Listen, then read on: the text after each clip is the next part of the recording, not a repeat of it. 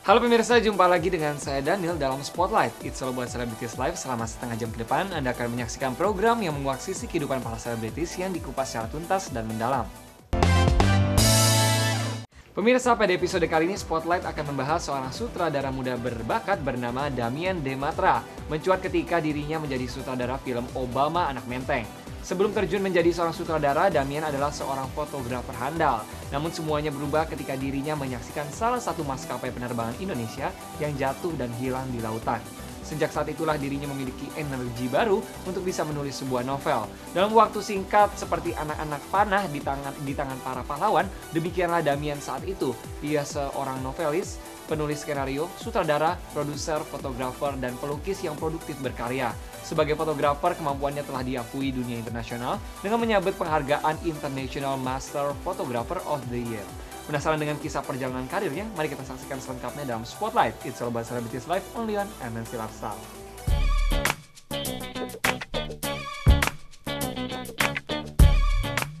Halo pemirsa, nama saya Natasha Dematra dan sekarang kita ada di Russian Culture di Ponorogo.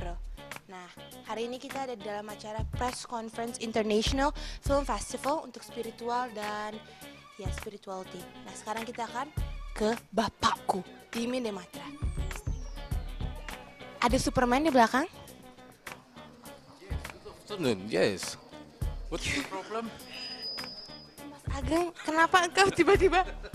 Kan ini di kebudayaan Rusia. Kebetulan kan mau ada konferensi pers film internasional. Kebetulan di sini saya sebagai Yuri, ya. Tapi ada Yuri ketua, ada Bapak Damien Dematra. Kamu langsung ke sana saja. Oke, udah ada Superman.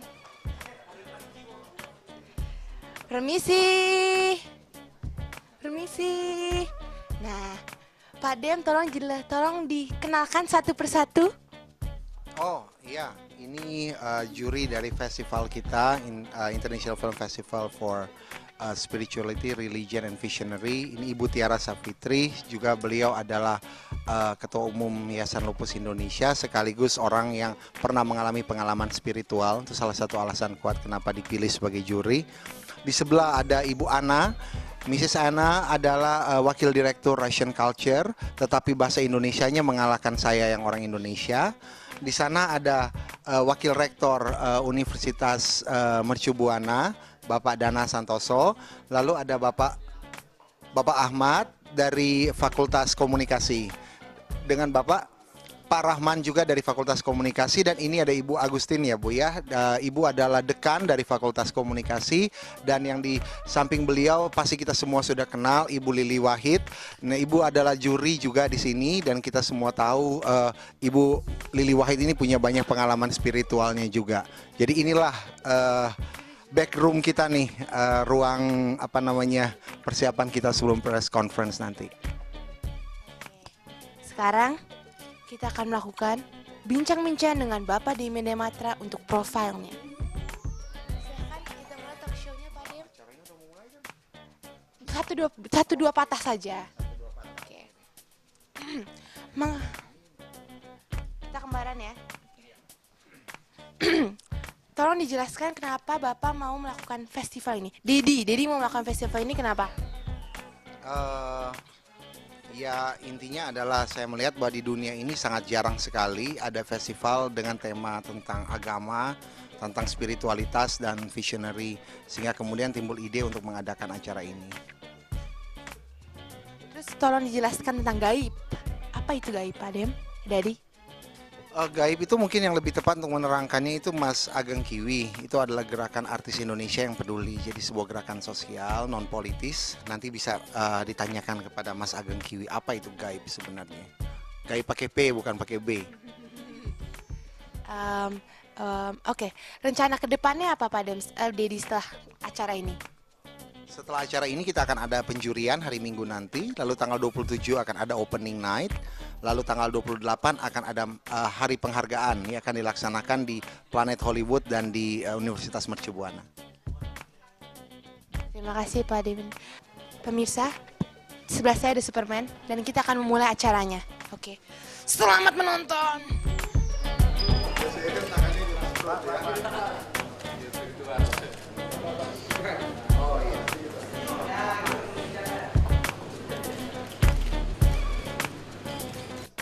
semua.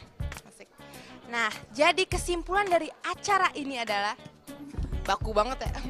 Kesimpulannya adalah jadi setelah acara ini dimulai, International Film Festival for Spirituality, Vision, sama Religion telah dimulai.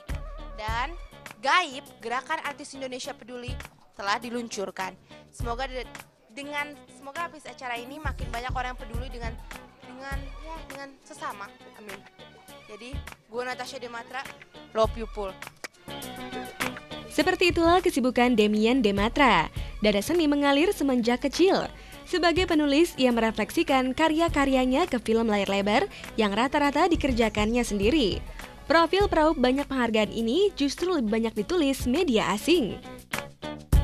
Sebagai seniman, produktivitas Damien terbilang luar biasa. Ia telah menghabiskan 83 novel dan buku dalam bahasa Inggris dan Indonesia, 66 skenario film dan TV series, dan memproduksi 36 film.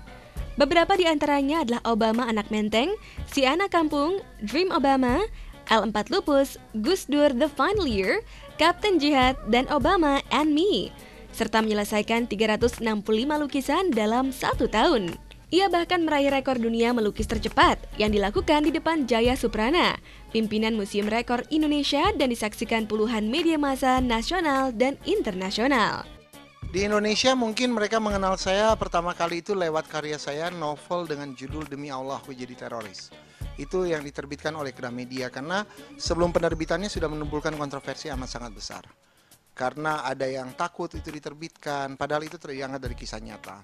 Jadi novel ini yang cukup mengangkat saya pada waktu itu. Lalu karya berikutnya muncul Obama Anak Menteng. Sebulan kemudian ternyata novel-novel saya ini diminati oleh beberapa rumah produksi. Karena ternyata di dunia fotografi itu kendala yang paling besar yang saya alami adalah terlalu cepat sukses. Jadi dalam kurun waktu 5 tahun saya hanya belajar sendiri. Saya kemudian menjadi fotografer terbaik dunia pada waktu itu di Las Vegas, Amerika, dan juga dipilih di UK, di Inggris pada waktu itu. Sehingga saya memutuskan untuk meninggalkan dunia fotografi. Dari sanalah saya kemudian masuk ke dalam dunia bisnis, finance, dan lain-lain. Saya kuliah lagi pada waktu itu, masuk ke dunia finance dan bisnis. Sampai kemudian terjadi musibah Adam Air tahun 2007, 1 Januari. Nah, itu mengubah hidup saya. Jadi saya kaget sekali ketika melihat bahwa ada banyak pendeta, ustadz, dan keluarga mereka yang saat itu meninggal. Sehingga kemudian saya merasa bahwa, wow, ini orang-orang yang dekat sama Tuhan aja bisa mengalami kecelakaan secara mendadak begini gitu loh. Berarti hidup itu singkat, anything can happen kepada siapa saja, terlepas dari kita dekat sama Tuhan atau tidak gitu loh. Semua orang tetap bisa mengalami sesuatu. Nah, di situ saya mengalami pencerahan dan saya memutuskan untuk mendedikasikan hidup saya buat kemanusiaan. Nah, disitulah kemudian timbul kemampuan-kemampuan yang sebelumnya saya tidak miliki. Seperti kemampuan untuk menulis, jadi saya kemudian menulis ratusan novel pada waktu itu yang sebelumnya saya tidak punya kemampuan, menulis skenario, dan sebagainya. Damien saat ini memegang 12 rekor dunia sebagai penulis tercepat di dunia, penulis novel yang diterbitkan tercepat di dunia, fotografer tercepat di dunia, pelukis tercepat di dunia, penulis buku tertebal di dunia, pembuat film tercepat di dunia dari skenario sampai premier dalam 9 hari, 17 jam, dan 45 menit. Banyaknya karya yang dihasilkan pria berdarah Manado ini tidak lepas dari ide-ide yang tumbuh subur di kepalanya. Ide-ide yang muncul berasal dari energi yang tumbuh dalam dirinya. Jika energi tersebut tidak dipakai oleh Damien, maka dirinya akan merasakan sakit. Salah satunya jalan untuk menyalurkan energi yang berlebih itu adalah dengan mengeluarkannya melalui tulisan. Justru saya mengalami kesulitan karena sekarang saya tuh justru kebanyakan inspirasi, Mas. Kalau orang lain kesulitan untuk dapat inspirasi, kalau saya kesulitan karena kebanyakan inspirasi. Dan akibatnya itu sempat menyerang fisik saya gitu. Jadi saya beberapa kali masuk UGD sakit dan dokter tidak bisa menemukan sakitnya apa. Sampai kemudian ada satu dokter yang berkata bahwa kemungkinan besar saya mengalami kebanyakan energi. Jadi energi terlalu besar sehingga badan saya tidak kuat untuk menanggungnya. Nah, setelah saya bertemu dengan Jaya Suprana, ketika saya memecahkan beberapa rekor dunia pada waktu itu, beliau juga bilang bahwa beliau memiliki masalah yang sama. Nah, di situ kemudian saya mengerti, oh, Jadi kebanyakan energi justru. Jadi kebanyakan energi itu bisa kemudian kalau tidak disalurkan secara cepat, dia kemudian bisa menghantam fisik kita sendiri. Ya, kemudian cara menyalurkan untuk saya melakukan itu lewat pada waktu itu novel. Jadi satu novel bisa selesai cuma dalam 3 hari. Sampai saya kan sekarang ini terhitung sebagai pemegang rekor dunia penulis novel tercepat. Jadi 426 halaman hanya dalam 3 hari 3 malam. Jadi hal-hal yang seperti itu sampai kemudian saya mencapai satu titik bahwa menulis itu ternyata sudah tidak terlalu menantang lagi. Ya, nah di saat itulah saya mencari tantangan baru. Nah, tantangan baru itu adalah dengan membuat film. Membuat film pun saya tidak mau sekolah. Sengaja tidak mau sekolah karena menurut saya proses pencarian itu lebih penting daripada hasil akhir. Sehingga saya membuat hampir 40 film panjang. Saya rangkap semua jabatan hanya untuk sekolah aja, bukan untuk diputar gitu. Jadi kemudian film-film itu berakhir di ruang editing. Iya, nah setelah saya belajar di situ saya sempat main, kadang-kadang sutradara, kadang-kadang soundman, kadang-kadang kameramen, pokoknya semuanya saya berusaha kuasai. Semuanya itu hanya untuk pembuangan energi, tetapi itu kemudian menjadi proses belajar yang sangat menarik. Karena dari situ saya kemudian bisa menemukan sebuah sistem yang membuat banyak orang kaget. Kembali lagi ke rekor dunia, saya sekarang adalah pemegang rekor dunia yang belum bisa dipecahkan. Pembuat film tercepat, pembuat film panjang tercepat. Jadi dari penulisan skenario sampai premier, yang sebelumnya dipegang oleh Bollywood, sekarang berada di tangan Indonesia. Bukan karena saya mau mengejar apa-apa, bukan untuk gagah-gagahan, tapi lebih kepada bagaimana untuk bisa menyalurkan energi yang terlalu banyak ini.